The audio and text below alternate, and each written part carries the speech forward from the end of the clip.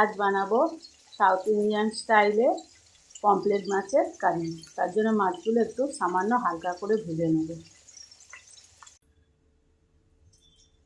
কড়াই তেলে দিয়ে দেব সর্ষে,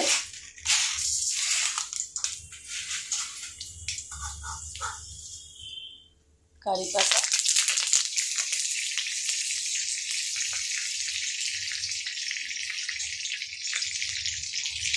পেঁয়াজ,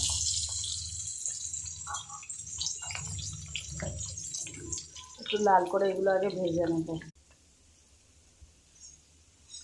দিয়ে দেব আদা রসুনের পেস্ট,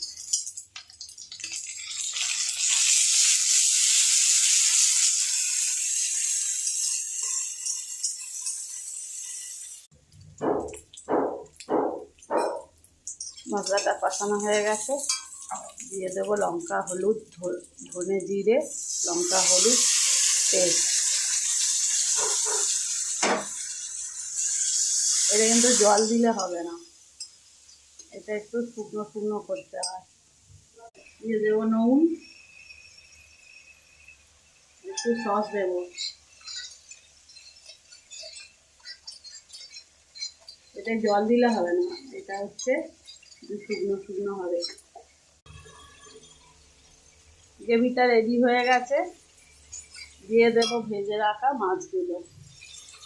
গ্রেভি রেডি।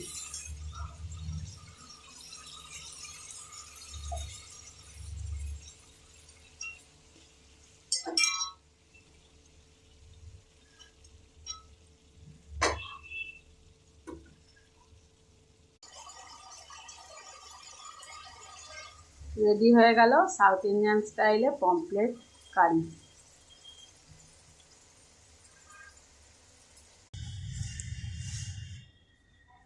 রেডি হয়ে গেছে পমফ্রেট কারি।